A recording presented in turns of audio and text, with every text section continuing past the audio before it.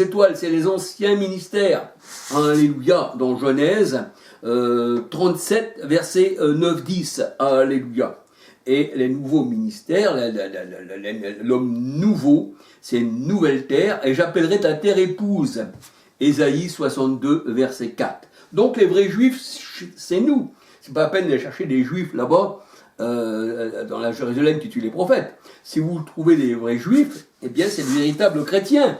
Mais les religions luttent contre les véritables chrétiens qui sont de vrais juifs et qui le Seigneur lui-même est le roi des Juifs, c'est-à-dire il est notre roi. Et nous sommes rois avec Christ parce que nous sommes une race royale, une race de sacrificateurs, une race sainte. Nous avons reçu l'onction royale comme le Christ a reçu en tant qu'homme l'onction royale. Ô Dieu, ton Dieu t'a oint. Et nous sommes un peuple oint. C'est ce que nous dit la parole de Dieu, 2 Chroniques 16, 22. On l'a reçu d'en haut, alléluia. Donc on a reçu l'onction, alléluia. On a appelé oint. Et on voit que la nouvelle alliance, je vais revenir à la croix, frères et sœurs, on voit que la nouvelle alliance dans Hébreux 8, 10 à 13, eh bien, elle est là, et l'ancienne, le Seigneur, il dit, eh bien, elle disparaît. Alors on peut regarder dans Hébreux 7, 11, 12, 13, 14, 15, 16, 17, 18, 19, 20, 21, 22, 24, 25, 28, Hébreux 9, verset 1, Hébreux 8, 13, à une nouvelle alliance, un sacrificateur nouveau. Le Seigneur, il n'est pas venu à la manière d'Aaron, mais à la manière de Melchisédek. Le Seigneur ne vient pas des Lévites, mais il vient de la tribu de Juda, dont on ne parlait pas pour le sacerdoce. Donc c'est une nouvelle alliance, c'est un renversement des choses. Il y a l'homme ancien, il est parti, le terrestre, le charnel, tout ça. Et voici un homme nouveau est venu, Christ, alléluia. Et nous sommes aussi à Christ, il est le premier d'entre ses frères, alléluia. Alors regardons aussi encore Hébreux 9, 10, 11, 12, 13, 14, 15, pour la nouvelle alliance, alléluia. Alors, comme je vous disais, il faut avoir les yeux sur Christ. Il faut avoir Hébreux 12, verset 2. Mais il ne faut pas avoir les yeux sur l'arbre mauvais, parce que Christ, il est l'arbre de vie. Donc, il faut avoir les yeux sur lui. Mais il ne faut pas avoir les yeux sur l'arbre, qui porte de mauvais fruits, le faux prophète. Matthieu 7, 15 à 20. Il ne faut pas avoir les yeux sur lui, surtout. Il faut avoir les yeux sur Christ. Il ne faut pas faire comme Ève, qui a été séduite, et qui, tu ne toucheras pas à cet arbre, mais quand même en mangea, et elle désobéit, elle a été séduite par les yeux. Elle avait les yeux sur cet arbre mauvais, mais il fallait avoir les yeux sur l'arbre de vie qui est Christ. Et c'est pour ça qu'il est dit que Ève a été séduite, dans 2 Corinthiens 11, verset 2, et quand tu es séduit, eh bien, tu peux aussi annoncer un faux évangile, comme Paul le dit, parce que vous avez été séduits comme Ève, il disait ça.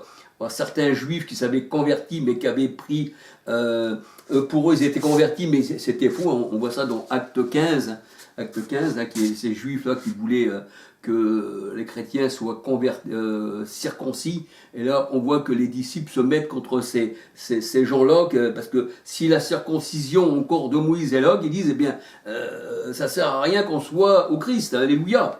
Parce que c'est Christ que lui qui nous a circoncis. Colossiens 3, 11, alléluia. Et le vrai juif, c'est celui qui est circoncis. Romains 2, 27, 28, 29. Alors ne pas faire comme Ève, Genèse 2, verset 6. Ayons les yeux sur Christ, mais pas sur les gourous, sur les faux prophètes. Alléluia. Parce que ce sont des arbres épineux. Le Seigneur dit, un arbre bon porte du bon fruit, un arbre mauvais porte du mauvais fruit. Si vous avez les yeux sur les arbres mauvais, alors vous allez vous gaver de mauvais fruits, et nous savons qu'il y a des arbres qui empoisonnent. Alléluia. Alors, par elle-même, la croix est un bois de supplice, de souffrance et de mort. Alléluia. Alors, comme je vous disais, dans l'Ancienne Alliance, on voit qu'il y en a qui étaient pendus à un bois, à un arbre. C'est pour ça que je dis voir les traducteurs, en fait. Deutéronome 21, versets 18 à 23. Et là, on voit que c'était un fils indocile, qui n'était pas docile, et qui était un ivrogne. Et on disait même du Seigneur Jésus-Christ, eh bien, il mange avec les gens de mauvaise vie, il boit, il mange, et le Seigneur il dit, vous dites que je suis un ivrogne. Et Jean-Baptiste, il est venu ne mangeant ni buvant, et ils vous disent que c'est un démon. Alors quoi que vous fassiez, les gens ils diront ce qu'ils veulent, hein, c'est toujours ça. Hein. Et là, pour le fils indocile, eh ben, c'est pareil, il fallait le mettre hors de la ville. Et le Christ, comme il était pour les Juifs quelqu'un qui était indocile, et puis pour eux c'était un buveur, un glouton, il mangeait que les mauvaises vies, donc c'était pas une personne à fréquenter. Il fallait le mettre hors de la ville, il fallait le pendre à un arbre. Deutéronome 21, versets 18 à 23, alléluia.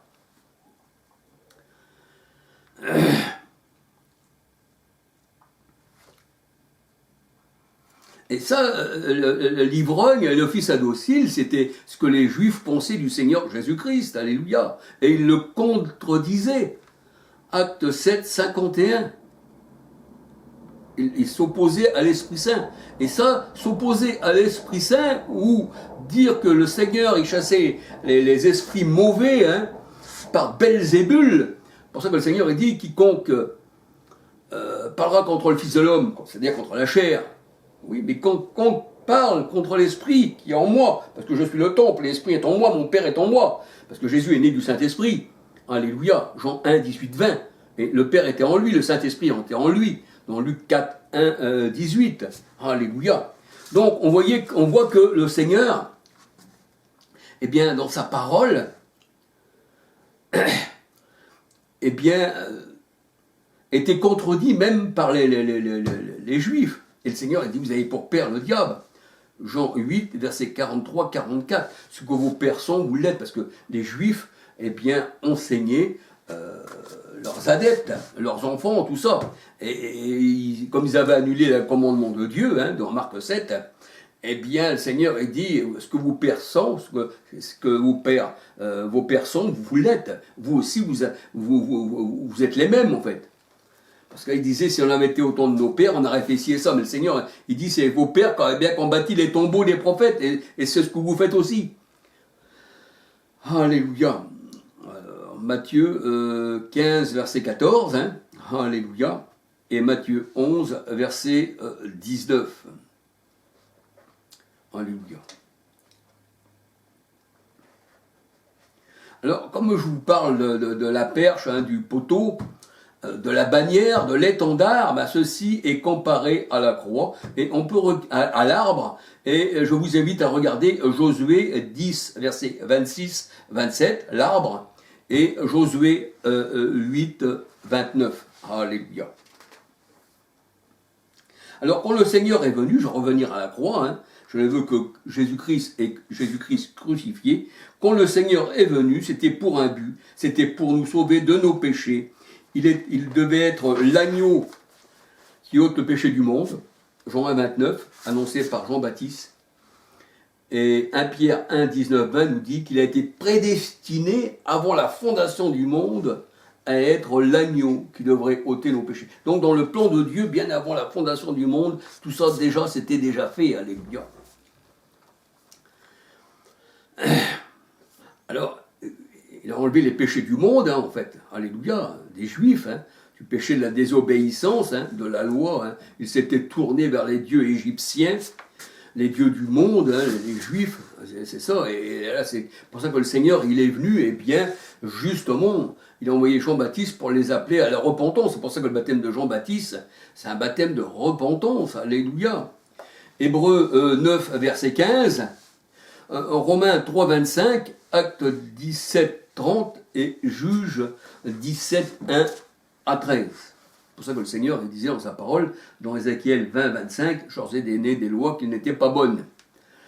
Voilà. Alors, il est venu les sauver de la désobéissance aussi, eh bien, de Adam et Ève, alléluia, hein, dont les païens et les juifs aussi, eh bien, s'étaient rattachés. Hein, Romains 5, 12, 13, 14. Alléluia. Romains 5, 12, 13, 14, 1 Corinthiens 15, versets 20, 21, 22, 45, 46, 47, 49, 50. Alléluia. Alors, on peut dire que le Christ nous a libérés de la morsure des serpents. Pourquoi je vous dis ça? Vous allez voir que dans Nombre 21, le peuple hébreu s'est fait mordre par les serpents dans le désert. Et là, on devait prendre un serpent d'airain, on va y revenir, hein, le mettre sur une perche, et en regardant le serpent, eh bien, on était immunisé du venin des serpents. Et on voit bien que dans les pharmacies, hein, les pharmaciens, leur enseigne, c'est une croix avec un serpent autour, ou parfois un poteau aussi, un poteau, une perche avec un serpent autour. Ça veut dire que chez les pharmaciens, c'est la guérison, c'est l'antidote du mal. Alléluia. Ça ne veut pas toujours que les pharmaciens, ils vendent des choses que des médicaments, ils vendent aussi des fois des choses pour le bain, et c'est ça. Mais ça, c'est quand même des emblèmes de dire, ici se trouve, eh bien, ta guérison. Vous, même que si les médicaments maintenant sont transformés, ils donnent plus de mal que de bien, mais enfin, c'est ça en fait. Alléluia. Donc le Seigneur nous libère de la morsure des serpents. Mais pas des serpents comme certaines personnes le croient. Moi j'ai connu un pasteur, à l'époque, je ne connaissais pas la parole de Dieu comme le Seigneur m'a fait comprendre aujourd'hui, mais je connaissais déjà pas mal. Eh bien, quand il voyait les serpents, hein, une bestiole, un serpent, hein, physique, arrière de moi Satan, il prenait de la poussière, tu mangeras la poussière. Et vous, je ne dis pas le nom de cet homme, hein, que cet homme-là, il n'est plus là, même s'il serait là, mais je ne le dis pas quand même. Et vous, voilà. Hein, voilà. Mais combien il était égaré cet homme? Parce que le serpent, dans la parole de Dieu, qu'on le disait aux pharisiens, race de serpent, race de vipère, hein, et votre gosier, vous avez sous la langue un venin d'aspi, eh bien voilà, et Deutéronome 32, versets 32 à 34, leur raisin, leur vigne, c'est du plan de Sodome et Gomorre, c'est du venin d'aspi. Alléluia. Et le serpent, dans la parole de Dieu, eh bien, quand on regarde le serpent, hein, Apocalypse, hein, 12, Apocalypse 12, 9, eh bien, le serpent ancien, c'est la bête. Et la bête, c'est les rois dans la parole de Dieu. Alléluia. J'en parle dans mes vidéos. Dans mes vidéos, j'en parle de tout ça. Donc, je le répète encore un peu là. Alléluia. Donc, le serpent, en fait, c'est l'homme. L'homme, le faux prophète, celui qui se met contre le Seigneur. Et vous prenez Pharaon, hein, quand vous regardez, c'est pour ça que c'est l'Égypte, hein, Pharaon. Et le Seigneur, il compare Galates 4, 21 à 31, l'Égypte. Il compare la Jérusalem actuelle comme l'Arabie, parce qu'il y a la mosquée d'Omar, et ça c'est écrit dans la parole de Dieu. Ça prouve bien que la parole de Dieu est vraie, alléluia. Donc c'est la mosquée d'Omar, le Seigneur il dit c'est l'Égypte, spirituellement c'est l'Égypte, c'est Agar, c'est Ismaël, alléluia. Et on voit que Ismaël, c'est arabe, hein, je n'ai rien contre les Arabes, alléluia, que le Seigneur plutôt les bénisse, et puis s'il y a des élus parmi les Arabes qui sortent, et puis le Seigneur va les bénir, alléluia. C'est justement pour parler. Mais vous avez quand même la mosquée d'Omar, c'est l'Arabie. Alléluia. C'est Ismaël. Ah et oui. Et là, il retrouve catholiques, protestants, tout ça. La basilique, là, eh bien, elle est posée sur un cimetière. Ah oui, elle est posée sur un cimetière. Saint-Sépulcre. Le Seigneur, il n'aime pas la mort, il l'a vaincu, mais eux, ils l'appellent sainte. Alléluia.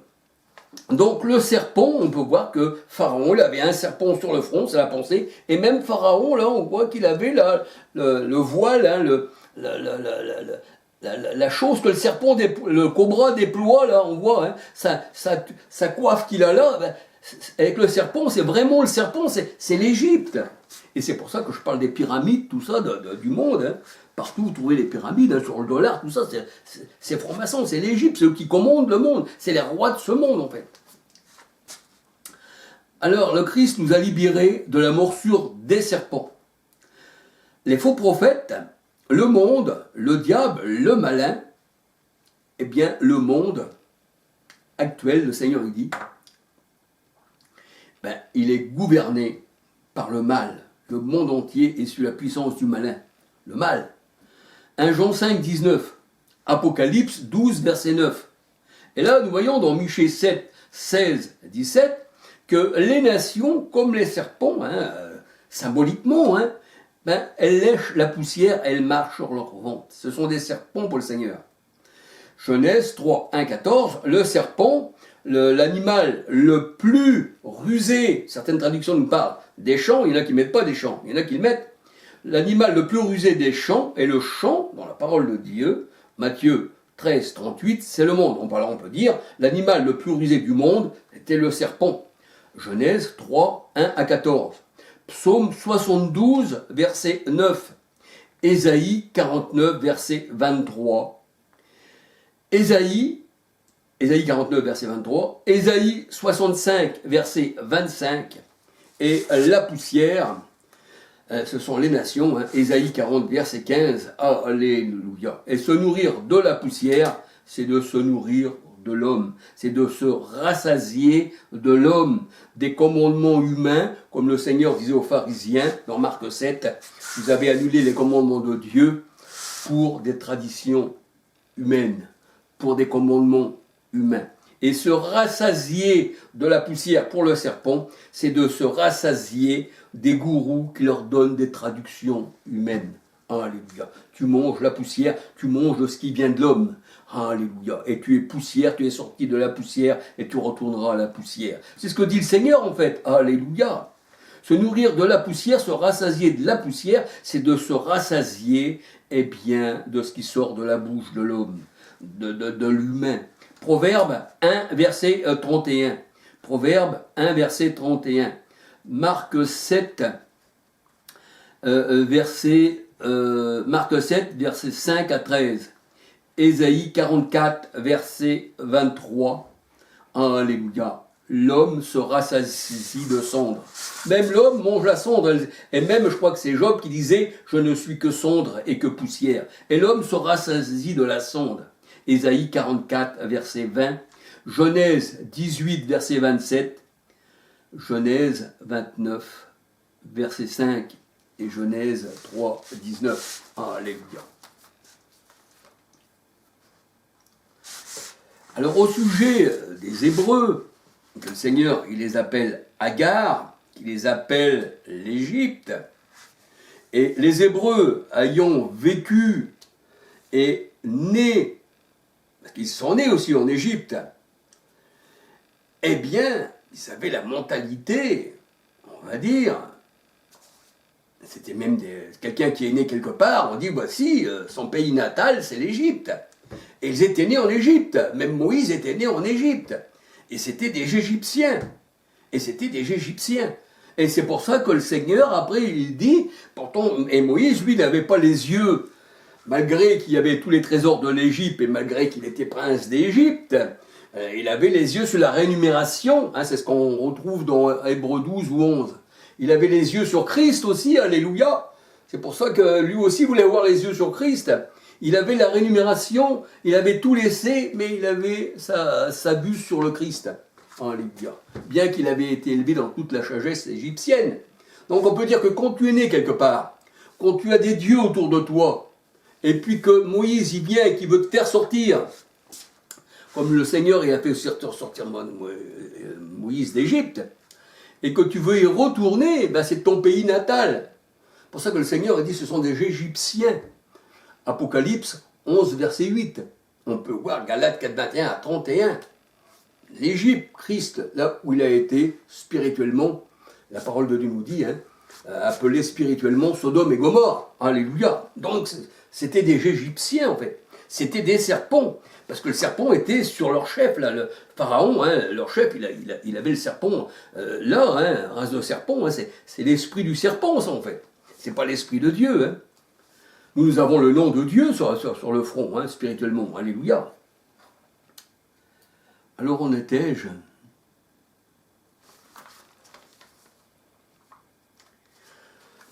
Alors le serpent, en hébreu, on dit Nahash. Nahash, le serpent en hébreu. Et le Seigneur disait, eh bien, aux pharisiens, aux juifs selon la chair, 1 Corinthiens 10, quand on regarde dans 1 Corinthiens 10, eh bien, il y a la table du Seigneur, il y a la table des démons. Et la table du démon et du Seigneur, elle est séparée, en fait. La table du Seigneur, c'est sa parole. Et la table des démons, eh bien, c'est la poussière. Tu lâcheras la poussière, tu te nourriras de l'homme. Alors, le Seigneur, il dit, on ne peut pas aller à la table du Seigneur et en même temps à la table, eh bien, des serpents, des démons. Voulez-vous provoquer la jalousie du Seigneur? Hein, alléluia. Alors, race de serpent, race de vipère, Matthieu 23, 33. Alors, le Seigneur nomme les faux prophètes, le monde, race de serpent, et il les a combattus, Genèse 3, 15, Apocalypse 12, versets 8, 9. Alléluia. Alors, le venin, je vais bientôt finir, mes frères et sœurs, le venin mortel des serpents, eh bien, c'est leur parole. C'est contre Christ, contre Dieu, contre l'Évangile et contre ses élus qu'ils combattent. Psaume 58, verset 5. Psaume 140, verset 4, 5. Psaume 140, verset 4, 5. Et Romains 3, verset 13, 14. Leur gosier vous mène à la mort. Alléluia. Ce sont des fossoyeurs. Ils creusent des fosses. Ils tombent eux-mêmes dans la fosse. Parce que ce sont des aveugles. Ils ne connaissent pas la parole de Dieu. Ils ont les yeux fermés, spirituellement. Hein. Alléluia. Et quand le Seigneur nous ouvre les yeux, eh bien, nous voyons clair. Et c'est le Seigneur qui les ferme les yeux et qui les ouvre. Dans Jean 9, 39. Le Seigneur a dit, je suis venu dans le monde pour donner la vue à ceux qui ne voient pas clair, spirituellement. Hein. C'est pas pour guérir un œil. Hein. Faut pas comprendre ça. Hein. Et pour ôter la vue à ceux qui disent voir clair. Et les pharisiens disaient, non, nous qui sommes aveugles, voilà, ça, ils l'avaient compris. Il faut regarder aussi, eh bien, que c'est le Seigneur hein, qui rend voyant, sourd, entendant, et qui nous fait parler. Alléluia. Dans Exode 4, 6, 11. Alléluia. N'est-ce pas moi l'Éternel qui rend sourd, voyant ou entendant? Alléluia. Donc c'est le Seigneur, il peut te rendre sourd, il peut te rendre aveugle, comme Paul disait, hein, celui qui se mettait contre Paul. Là, il y avait un préconsul, je ne sais plus quoi. Et qu'est-ce qu'il dit Paul à cet homme? Eh bien, tu seras, fils du diable, tu seras dans les ténèbres. Et il est parti en tâtonnant. Voyez-vous? C'est ça la parole de Dieu en fait. Alléluia. Alors, voyons encore un peu plus loin. Le serpent aime séduire et transférer, hein, pas transférer, je veux dire